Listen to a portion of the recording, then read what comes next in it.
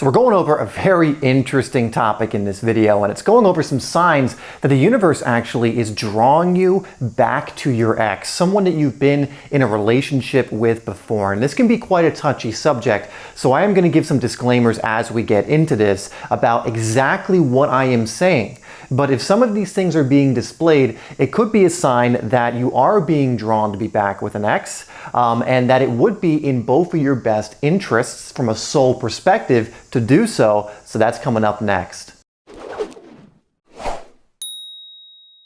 Before we jump into it, my name is Dave and this is HeartSpace, where I am creating videos every single day to help you along your heart path. And for me, that means helping you from wherever you are right now and co-creating that life you really want to live, that fulfilling, amazing life, and helping you bridge that gap through these videos, my courses, my coaching, and everything else that I do. That's pretty much the goal of most of what I do. Now, one thing I do want to offer you is a free course I offer that can help you invite miracles into your life in as little as 3 days. I will leave that for free in the link down below. Now, some of these things can happen when it actually is in alignment to get back with an ex that you've been with before, when perhaps you two needed to separate in order to go on your own journeys, learn certain things, and go through your own growth. And at the time, you needed to come together for a little bit of time, but then go off and really go on again your own journey for whatever reason. And this is something I have actually experienced. It's not just something, I've researched or looked up or anything. I've actually gone through this myself, where I'm now back together with someone where we had separated and had ended the relationship at one point in time, and we recognized that we needed to do that in order to grow in our own ways. And then once we had done that, realized that we were being drawn back together. Now, that being said, that does not mean this will be common, and it is very important that we get our ego out of this during this process. This is something we want to come from a very heart-based place towards, because it could be easy that if you have certain maybe things you think are unfinished or certain ego attachments to an ex, that you think like, oh, I'm displaying all these signs, I'm going to go, I need to be with my ex, etc., etc. This will be something that you will resonate with from a heart-based place, not a logical-based place. So it is very important, at least in my eyes, that we really use our discernment here from a heart-based place and remove our ego from this process. Obviously, it goes without saying that both parties need to be in agreement for this to happen.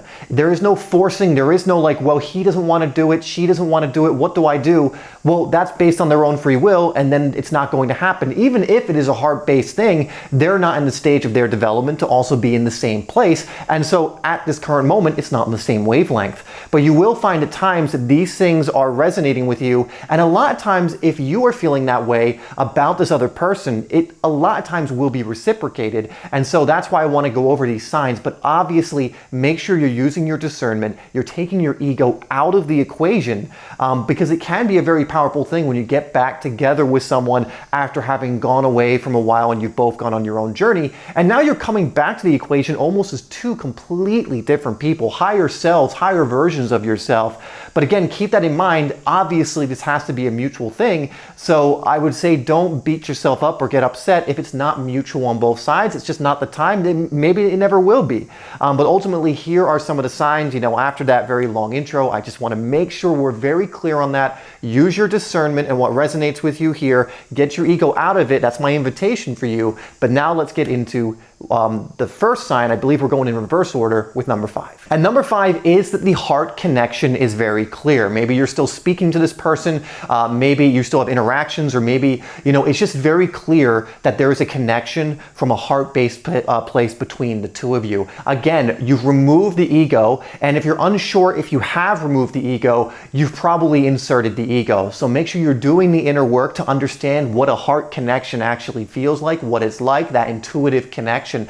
But you can't get over the fact that you're feeling this, especially maybe even if this is someone where you have no kind of attachment to, or it's not like, oh, you have these mega reasons, these heady reasons to get back together with them. It's just like, for whatever reason, you're like, I just can't kick this feeling that I'm, being drawn back to this person. It's coming from this intuitive, heart-based place. And typically, if that's actually what's happening, it's also happening on the other end with the person you are connected to. Those kind of feelings are not redundant. Those kind of feelings are not happen chance. The universe doesn't really deal with redundancy or with coincidences. And so there is a reason for that. And so that can be a really big first sign that you're being drawn to, maybe, again, this doesn't mean even romantically getting back together with this person, but it can. But it could be even just, again, talking to them, speaking to them again, reconnecting and seeing where it takes you. In fact, if that resonates with you, put in the comments, I am connecting to my heart, or I am listening to the messages from my heart, and we'll move on to number 4. And number 4 is something I've kind of already mentioned, but you guys separated because you needed to grow.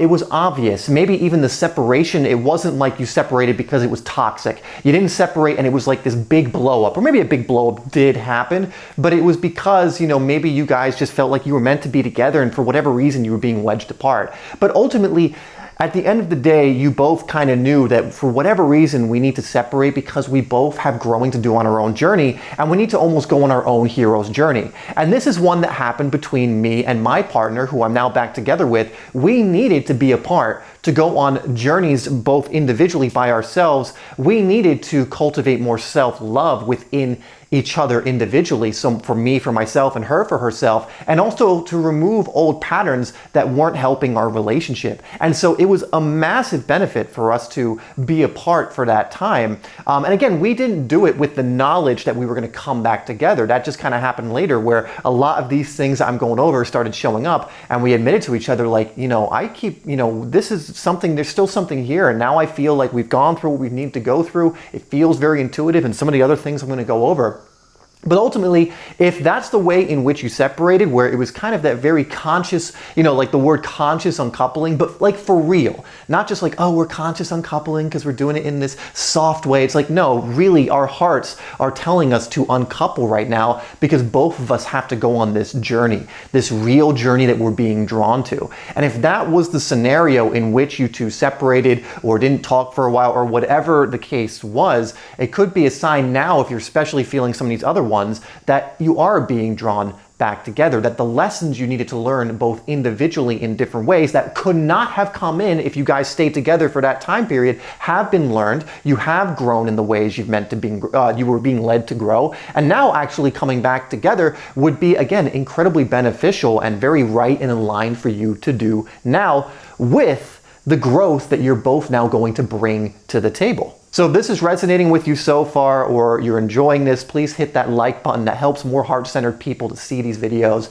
And now let's move on to number 3. And number 3, again, it's something I've just mentioned kind of briefly, but now in this more mature version of each other, you're just powerfully drawn back together. For me, with my partner, like, I'm starting to have like this vision of my life, and it got to the point where I just couldn't imagine having it with anyone else. As I continue to mature and grow along my journey, this would keep coming up for me intuitively. And also the mature version of her, as she stepped into her higher self, it just became more and more and more and more powerful. Again, these feelings are not redundant. If that was happening and you were growing on your own and you kind of then realized that was a toxic relationship or it served its purpose, there's no real drawback to this person. Maybe we'll stay in contact and be friends or whatever else, but there's no real pull for them to be a big part of your life anymore. That is what is going to come up for you. But if what's coming up for you is this powerful draw as you are growing, like when you are growing and you are now in your higher self, more often than not, you're living in that place,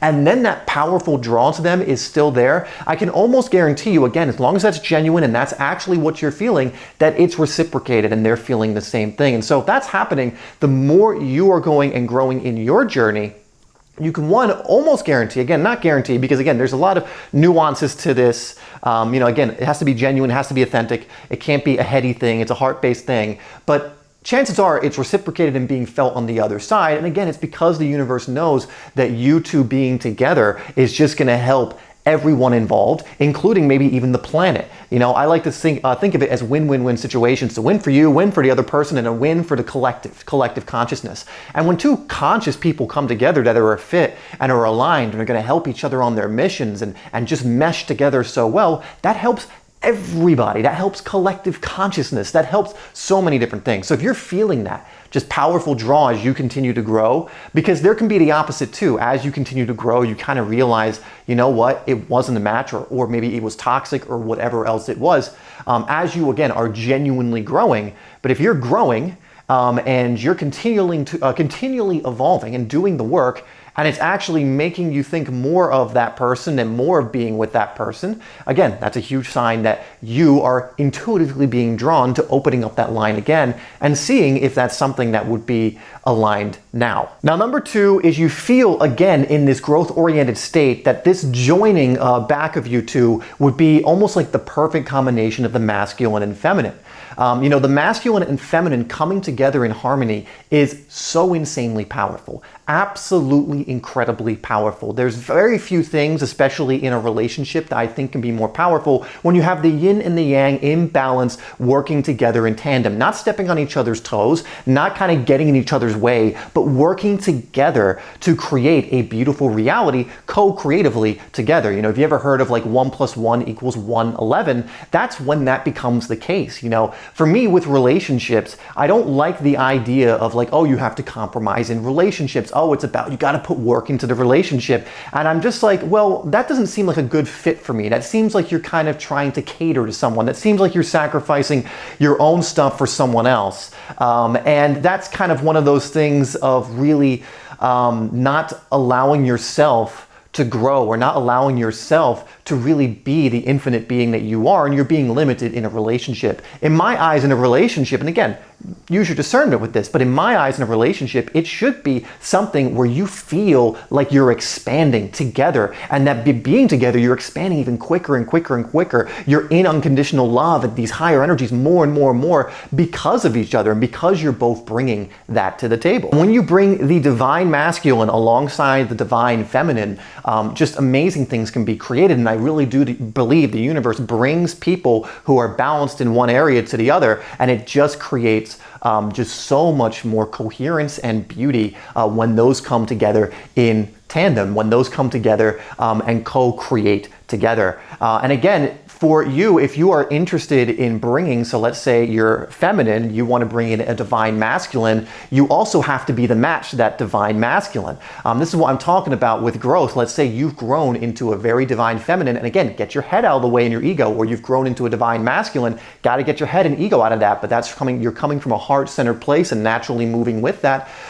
Then, you open up the space for a divine masculine, but again, is your ex that, right? Or are you even that? So you do have to be the match to that. But when you come together in that way, and let's say again, you've gone off and you both have grown in that way where, let's say he has grown masculine, she's grown in the divine feminine, and you're the other, and you both have been growing in that way, it makes total sense that this would be in alignment, and potentially there would be a great opportunity for you to come back together. And again, in a very heart-centered, coherent way. Number one, and again, this has been a constant theme throughout this video, and it's just because I think this is such a huge foundation of a conscious relationship, and it's that the relationship is still very growth-oriented. This renewed relationship is super growth-oriented and expansive, and I kind of already mentioned that because as I'm riffing, I'm going to naturally say those things, but there shouldn't really be any neediness involved, any kind of low consciousness or kind of insecurity. Now, those are things obviously that can be worked through,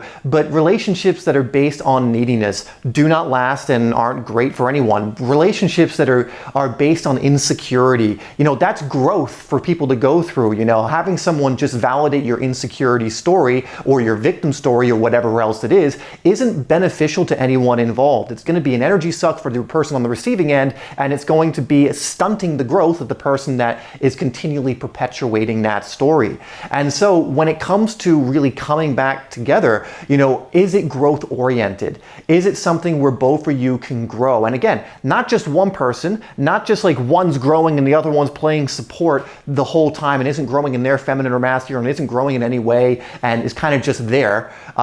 Or someone who's like, you're going to be this and I'm going to grow, I'm going to do all the stuff. No, it's a mutual thing that as one grows, the other grows, that there's support in that growth together. And it's a beautiful, beautiful thing. But I would say if that is there, that is something that can be a huge sign that it's meant to be. I mean, how many of you would love to be in a relationship that is growth oriented? And I mean from a real heart-based place, you know, a relationship where it's 1 + 1 = 111, like I was mentioning. Ultimately, the universe definitely has a vested interest in bringing people together of similar consciousness, because it knows that, again, it just has a momentum. It compounds on each other. When you bring people in a community or in even a romantic relationship together that are in high consciousness, and they're drawn together and it's alignment and you're attracted to each other, and all of it fits, and it can absolutely happen. I've had it happen for myself, like I've mentioned. You know, it benefits absolutely everyone, not only the people involved, both individuals in the relationship,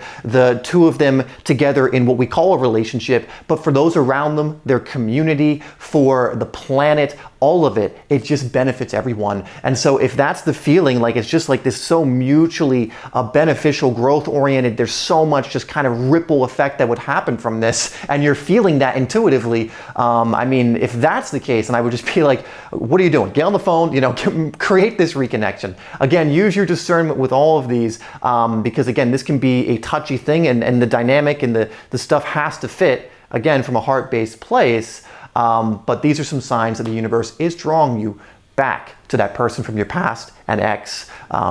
And if any of these resonate with you, you know, to really consider them and see where it takes you. So obviously, as I'm talking about this, it does require the people in these relationships going back together to be heart-centered. Now, if you're having a little trouble determining if you are, or you're having a little trouble kind of determining your life purpose, going down your heart path, I would check out this video here that goes over 5 signs you're living your life purpose and going down that path of your heart. It will also give you some ways in which you can start doing that. So I would really recommend that you watch this video next.